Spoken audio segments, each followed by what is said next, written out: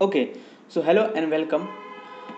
सो ये हमारा इस चैनल पे जो सबसे पहला वीडियो है, हम यूपीएससी मैथ्स ऑप्शनल की वीडियो सीरीज़ लेके आ रहे हैं।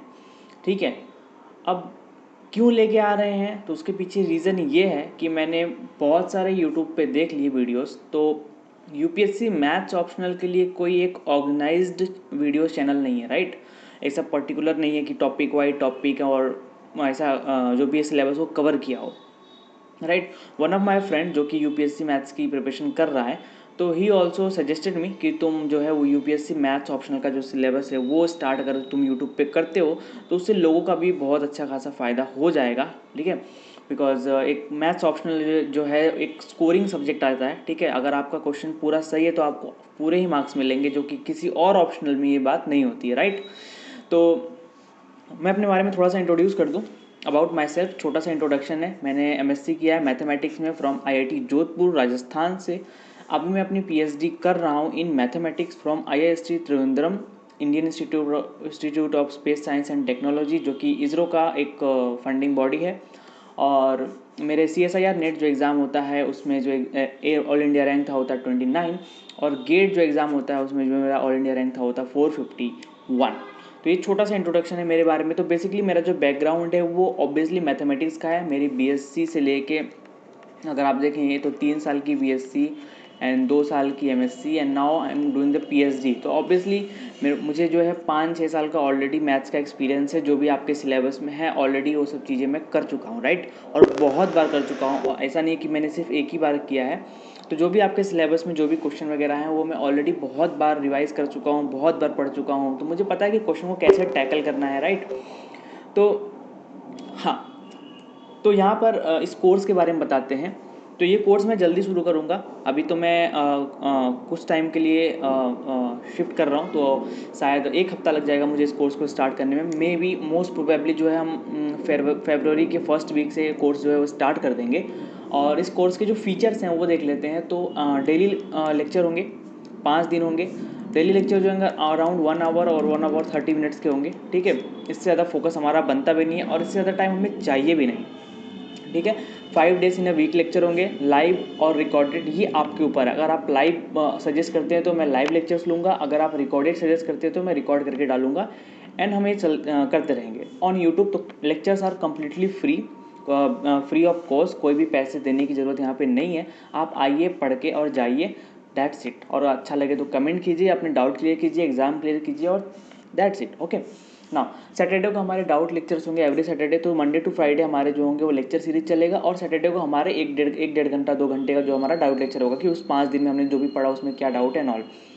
लेक्चर पीडीएफ नोट मैं खुद बना के, जो पीडीएफ नोट है वो अपने टेलीग्राम ग्रुप में शेयर करूंगा। हमारा एक टेलीग्राम ग्रुप ही होगा जो कि सपोर्ट के लिए होगा। अगर किसी को कोई डाउट आता है किसी क्वेश्चन में तो वो भेज सकता है। आपस में भी आप लोग एक दूसरे का डाउट सॉल्व कर सकते हो, या तो फिर मैं अभी उस ग्रुप में रहूँगा तो मैं भी आपके डाउट को सॉल्व करूँगा। प्रीवियस ईयर के क्वेश्चन पूरे के पूरे हम सॉल्व करेंगे। ठीक है, हम ट्राई करेंगे कि जैसे हम कोई टॉपिक पढ़ रहे हैं तो अगर उससे रिलेटेड कोई क्वेश्चन प्रीवियस ईयर में आया हुआ है तो हम उसको वहीं पर सॉल्व कर लें, ताकि क्या होगा कि आपका फ्लो बना रहेगा। ऐसा हम नहीं करेंगे कि हम पूरा का पूरा सिलेबस पढ़ने के बाद एक बार जाके हम क्वेश्चन सॉल्व कर रहे हैं। ऐसे में क्या होता है कि प्रॉपर एक क्वेश्चन सॉल्व नहीं हो पाते हैं। ठीक है, एक साथ पूरा सिलेबस पढ़ने पे। तो हम क्या करेंगे, थोड़ा थोड़ा पढ़ेंगे और उससे रिलेटेड जितने भी क्वेश्चन आएंगे वो मैं कर दूंगा। उसके बाद थोड़ा सा पढ़ेंगे, फिर उससे रिलेटेड जितने भी क्वेश्चन आएंगे वो हम सब कर लेंगे। उसके बाद ऐसा करते करते क्या होगा, आपका टॉपिक वाइज हर एक क्वेश्चन हो गया। उसके बाद आप क्या कर सकते हैं, एक बार पूरा रिवाइज करके आप फाइनल एक बार में पूरा का पूरा क्वेश्चन पेपर सॉल्व कर सकते हो। तो इस मेथड से हम लोग जो है वो आगे बढ़ने वाले हैं। अब अगर हम यूपीएससी का जो है वो सिलेबस देखते हैं, अगर हमने यूपीएससी का सिलेबस यहाँ पर निकाला सपोज, तो आप जैसे देख सकते हैं कि अगर हम यूपीएससी का सिलेबस यहाँ पर देखें तो ये रहा यूपीएससी का सिलेबस। तो इसमें 2 पेपर होते हैं, पेपर 1 और पेपर 2, 250 मार्क्स ईच। तो this is paper 1 which is of 250 marks, right. तो ये पेपर 1 है जो कि 250 मार्क्स का है। इसमें जो पहला टॉपिक है वह लीनियर अलजेब्रा। बहुत ही इंटरेस्टिंग चैप्टर मतलब टॉपिक है, और बहुत ही सिंपल टॉपिक है। ठीक है, बहुत ही बेसिक टॉपिक है। ठीक है, और बहुत ही सिंपल है, और इसको आप ईजिली फुल मार्क्स स्कोर कर सकते हो, इसमें कुछ नहीं है। ठीक है, तो अगला जो है वो है कैलकुलस, बहुत ही इंटरेस्टिंग है ये भी, मतलब जितने भी चैप्टर है ना इंटरेस्टिंग है, और कुछ कुछ मतलब थोड़े से बोरिंग लेंदी हैं, बट ठीक है उसको हम मैनेज कर लेंगे। ठीक है, ऐसा नहीं है कि आप पूरा का पूरा मैथ्स सिलेबस करके जाओ, आपने एक दो टॉपिक छोड़ भी दिए तो that's okay, I don't think so कि उसमें कोई बहुत बड़ा लॉस होने वाला है आपका।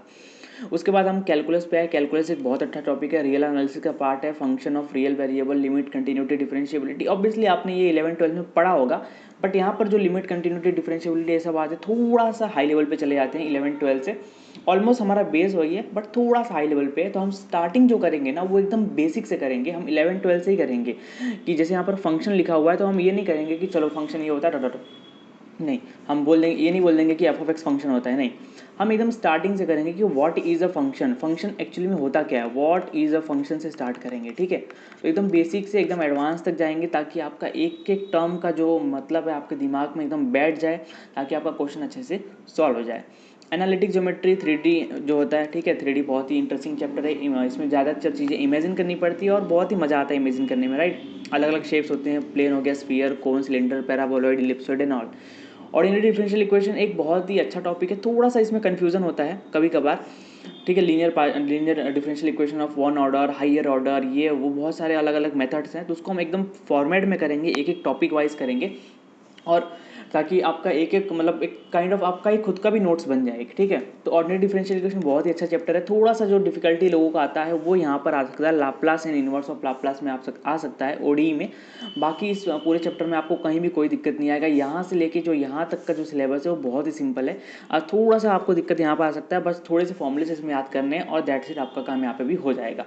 उसके बाद आते हैं डायनामिक एंड स्टैटिक में आते हैं, तो ये थोड़ा सा फिजिक्स पोर्शन हम यहाँ से कवर करने वाले हैं, फिजिकल मैथमेटिक्स है बेसिकली ये, राइट। तो फिजिक्स और मैथमेटिक्स का थोड़ा सा कॉम्बिनेशन है, तो थोड़ा सा ये बोरिंग हो सकता है, इसका प्योर जो मैथमेटिकल बैकग्राउंड है तो थोड़ा सा उसके लिए बोरिंग हो सकता है। तो मे बी अगर कोई मैथमेटिकल बैकग्राउंड वाला इसको स्कीप करना चाहे तो कर सकता है, बट इसको स्कीप करने की आई डोंट थिंक सो की ज़रूरत है, उतना भी ये टफ टॉपिक नहीं है। ठीक है, थोड़ा सा मैथ से हटकर है क्योंकि थोड़ा सा फिजिक्स भी इन्वॉल्व है, बट ठीक है। आफ्टर दैट वेक्टर एनालिसिस की बात करते हैं। वेक्टर एनालिसिस में क्या होता है, वेक्टर फंक्शन होते हैं, scalar field function, vector field function, इनके डिफरेंशिएशन कैसे होते हैं। जैसे हमारे y is equal to F of X का डिफरेंशिएशन होता है, तो F of bar of T मतलब वेक्टर फंक्शन बन गया, तो इसका डिफरेंशिएशन कैसे होगा। इन सब पे जो चीज़ें हैं, गॉस थ्योरम, स्टोक्स थ्योरम का यूज़ होता है, वो इंटीग्रेशन में यूज़ होता है। ठीक है, वॉल्यूम ऑफ ए सॉलिड निकालने में, सरफेस इंटीग्रल निकालने में, इन सब में इनका यूज़ होता है। फिर हम जाते हैं पेपर 2 पे। पेपर 2 अगेन ये 250 मार्क का है, राइट। अलजेब्रा में जो है ग्रुप थ्योरी कवर हुआ है, एकदम बेसिक ग्रुप थ्योरी यहाँ पर कवर हुआ है। ठीक है, बहुत ही बड़ा नहीं है, बट थोड़ा सा ये काइंड ऑफ कंफ्यूजिंग एक टॉपिक है अलजेब्रा, क्योंकि इसमें बहुत सारी चीज़ें आपको याद करनी पड़ती हैं और उसके जो प्रूफ्स होते हैं ना वो थोड़े कंफ्यूजिंग होते हैं। बट एक बार आप प्रूफ करना स्टार्ट करोगे ना तो आपको अपने आप ही समझ में आ जाएगा कि इस प्रूफ को स्टार्ट कैसे करना है या फिर इस क्वेश्चन को सॉल्व कैसे करना है। जैसे इसमें जो क्वेश्चन आते हैं कि प्रूफ करो कि सम एक सेट है तो उसको ग्रुप प्रूफ करो, साइक्लिक ग्रुप करो, ऑर्डर ऑफ ग्रुप निकालो, कितने नंबर ऑफ एलिमेंट होंगे, homomorphism of ring, integral domain, principal ideal domain, Euclidean domain, etcetera, बहुत सारी चीज़ें हैं। इंटरेस्टिंग है बट थोड़ा सा कंफ्यूजिंग भी हो सकता है, तो थोड़ा सा इसको लेकर टफ चल सकते हैं। मैं भी जब पढ़ता था तो मुझे भी थोड़ा सा ये वाला टॉपिक टफ लगता था, राइट, बट इसको हम करेंगे, ऐसी बात नहीं है तो इंटरेस्टिंग। सिलेबस तो हम ऑब्वियसली पूरा ही कवर करेंगे। रियल एनालिसिस की बात करते हैं तो रियल एनालिसिस बहुत ही ज़्यादा इंटरेस्टिंग टॉपिक है और ये मेरा फेवरेट टॉपिक में से एक है, रियल एनालिसिस। ठीक है, तो इसको तो मैं स्पेशली कराऊंगा, टेंशन मत लो। Real analysis and complex analysis बहुत ही ब्यूटीफुल चैप्टर है और ये दोनों कनेक्टेड हैं एक दूसरे से। ठीक है, आपको पहले रियल पढ़ना पड़ेगा तब ही आप कॉम्प्लेक्स में, ना तो थोड़ा थोड़ा कहीं कहीं डाउट होने लगता है कि लिमिट एंड कंटिन्यूटी का जो डेफिनेशन रियल एनालिसिस में, वही डेफिनेशन हम कॉम्प्लेक्स में भी यूज़ करते हैं, बट रियल में क्या होता है हम एक रियल लाइन पे यूज़ करते हैं और कॉम्प्लेक्स में क्या होता है हम प्लेन पे यूज़ करते हैं। तो थोड़ा सा डेफिनेशन को यहाँ से यहाँ का नोट करने में दिक्कत आ सकता है, इसलिए पहले यहाँ के डेफिनेशन क्लियर होने चाहिए, उसके बाद ही हम यहाँ के डेफिनेशन को क्लियर करेंगे। उसके बाद आता है लीनियर प्रोग्रामिंग। लीनियर प्रोग्रामिंग ज़्यादा कुछ है नहीं, बहुत ज़्यादा एडवांस चीज़ें इसमें दी नहीं हुई है। ठीक है, पहले बेसिक एंड फिजिबल सॉल्यूशन क्या होते हैं, इनके मतलब ऑप्टिमल सॉल्यूशन क्या होते हैं, मतलब बेसिकली जो भी लीनियर प्रोग्रामिंग उसके अलग अलग तरह के सॉल्यूशन होते हैं, तो हर सॉल्यूशन का कुछ ना कुछ मतलब होता है, उसकी बात चलती है। तो लीनियर प्रोग्रामिंग एक तरह से अच्छा टॉपिक है। ट्रांसपोर्टेशन और असाइनमेंट प्रॉब्लम आता है, कुछ नहीं है, एक बॉक्स टाइप का प्रॉब्लम होता है, उसमें ही आपको सॉल्व करना होता है असाइनमेंट एंड ट्रांसपोर्टेशन प्रॉब्लम की। एक जगह से सामान दूसरी जगह लिए जा रहे हैं तो कॉस्ट को कैसे मिनिमाइज किया जाए, इस पर हम ट्रांसफॉर्मेशन प्रॉब्लम की बात करते हैं। ठीक है, फिर आता है पार्शियल डिफरेंशियल इक्वेशन, ये भी एक मेरा one of the most favourite chapter है। ठीक है, तो इसके लिए सबसे पहले आपको ओडी का बेसिक नॉलेज होना चाहिए, लेकिन अगर आपने ओडी ना भी पढ़ा तो भी आप पीडी कर सकते हो, लेकिन ओडी का एकदम बेसिक नॉलेज तो आपको होना चाहिए, ठीक है। इसमें कॉची लीनियर इक्वेशन आता है, कॉची लीनियर इक्वेशन आता है, सेमी लीनियर और लीनियर इक्वेशन, उसके बाद आता है लैग्रांजे थ्योरम, उसके बाद heat equation, wave equation, Laplace equation, Neumann condition, boundary condition, अलग अलग तरह की कंडीशंस आती हैं और बहुत ही इंटरेस्टिंग चैप्टर है, ठीक है। बहुत ही ज़्यादा इंटरेस्टिंग चैप्टर है। जब मैं आपको पढ़ाऊंगा तो आपको अपने आप ही समझ में आ जाएगा कि मैं इसको इतना इंटरेस्टिंग क्यों बोल रहा हूँ। उसके बाद आता है numerical analysis and computer programming की बात करते हैं। तो न्यूमेरिकल एनालिसिस में क्या होता है, किसी भी चीज़ों को अप्रॉक्सीमेट करने के लिए हम न्यूमेरिकल एनालिसिस का यूज़ करते हैं। कभी कभी क्या होता है कि हम किसी चीज़ का रूट वगैरह ना निकाल पाए, कोई क्वेश्चन मान लो x⁻10 प्लस x⁻9 प्लस 20 है, तो इसका रूट निकालना थोड़ा सा डिफिकल्ट होता है। तो इन सब टाइप के क्वेश्चन में हम क्या करते हैं, न्यूमेरिकल एनालिसिस का यूज़ करके एक अप्रॉक्सीमेट आंसर निकालते हैं, तो वहाँ पे न्यूमेरिकल एनालिसिस का यूज़ होता है। इसके भी अलग अलग मेथड आते हैं। इसका न्यूमेरिकल इंटीग्रेशन है, न्यूमेरिकल डिफरेंशिएशन है, उसके यूलर रंगे कट्टा मेथड है एंड ऑल दैट, राइट। उसके बाद एक कंप्यूटर प्रोग्रामिंग है, क्योंकि न्यूमेरिकल एनालिसिस का जो और मैट्राइसेस वगैरह जो होते हैं उनका कंप्यूटर प्रोग्रामिंग में बहुत ज़्यादा ही एप्लीकेशन होता है, ठीक है। तो कंप्यूटर प्रोग्रामिंग में यहाँ पर बेसिक चीज़ें ही कवर हुई हैं, ज़्यादा एडवांस चीज़ें यहाँ पर कवर नहीं हुई हैं, ठीक है। Basic logic gates and all, truth table वगैरह जो कि 12th स्टैंडर्ड में भी कुछ बच्चों ने पढ़ा होगा साइंस बैकग्राउंड से, तो मुझे कॉमर्स बैकग्राउंड का तो आइडिया नहीं है, ठीक है। उसके बाद ये बहुत ही इंटरेस्टिंग है, ऐसा नहीं है, जब हम करेंगे तो आपको ऑलरेडी इंटरेस्ट ऑटोमेटिकली इंटरेस्ट आएगा। हाँ, मैकेनिक्स ये थोड़ा सा मेरा भी थोड़ा सा वीक है मैकेनिक्स, बट ठीक है, इतना भी वीक नहीं है कि ये मैथमेटिकल पोर्शन में कवर ना कर पाऊँ। मैकेनिक्स मेरा वीक है, बट वो फिजिक्स के पार्ट में वीक है। मैथमेटिक्स के पार्ट में हम क्या करते हैं कि चीज़ों को सिर्फ सॉल्व करते हैं, राइट, कि चीज़ों को कैसे करके हम सॉल्व कर सकें।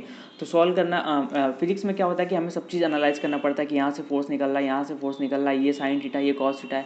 बट मैथमेटिक्स में क्या होता है कि आपको बेसिकली इक्वेशंस को बना के इक्वेशन का सॉल्यूशन निकालना होता है, ये एक मैथमेटिशियन का काम होता है, राइट। तो ये है आपका सिलेबस, 250 एंड 250 टोटल 500 मार्क का सिलेबस है। हम पूरा का पूरा सिलेबस कवर करेंगे विद प्रीवियस ईयर के एग्जाम्पल के साथ, ठीक है। हम क्या करेंगे, हमारा जो पढ़ने का तरीका होगा वो कुछ इस तरह का होगा। जैसे हम लीनियर अलजेब्रा स्टार्ट करेंगे, मैं पहले आपको वेक्टर स्पेस बताऊंगा, vector space over R over C, इसके डेफिनेशन बताऊंगा, कैसे प्रूफ करते हैं कि कोई भी वेक्टर जो है वो वेक्टर स्पेस है कि नहीं है। अगर उससे रिलेटेड कोई भी क्वेश्चन प्रीवियस ईयर में आया हुआ है तो हम उसको तुरंत इसके नीचे ही कर लेंगे, ताकि आपका डेफिनेशन के साथ आपको ये भी पता चल जाए कि हाँ, इस डेफिनेशन का यूज़ करके आपने एक प्रीवियस ईयर का क्वेश्चन सॉल्व कर दिया है। फिर हम आगे बढ़ेंगे, लीनियरली डिपेंडेंट इंडिपेंडेंट पढ़ेंगे, और इसके ऊपर भी अगर कोई प्रीवियस ईयर का क्वेश्चन आया होगा तो हम तुरंत ही उसके नीचे सॉल्व कर लेंगे, ताकि आपको कॉन्फिडेंस भी आएगा। इस तरह से करके हम पूरे के पूरे टॉपिक को कवर करेंगे। और उसके बाद आप क्या कर सकते हो कि एक बार में एक पूरा पेपर कंप्लीट करके उसके बाद आप क्या कर सकते हो कि आप पूरा एक टॉपिक पढ़ो और इसके सारे क्वेश्चन करो, फिर एक टॉपिक पढ़ो, फिर इसके सारे क्वेश्चन करो। उसके बाद आप क्या कर सकते हो कि पूरा का पूरा पेपर वन पढ़ के पूरा का पूरा पेपर वन सॉल्व कर सकते हो। तो इस तरह से हमारी मेथडोलॉजी होने वाली है। तो अगर आप लोग थोड़ा सा सपोर्ट दिखाएंगे तो मैं प्रॉमिस करता हूँ कि आपका मैथमेटिक्स जो है ऑप्शनल जो यूपीएससी का है वो बहुत ही अच्छे मार्क्स से आपको क्वालिफाई होगा, अब गारंटी लेता हूँ मैं उसकी, ठीक है। So thank you so much for watching. अगर कोई भी डाउट है तो कमेंट बॉक्स में मुझे लिखिए और बताइए कि मैं अपने इस चैनल को कैसे और इम्प्रूव कर सकता हूँ। So thank you so much for watching.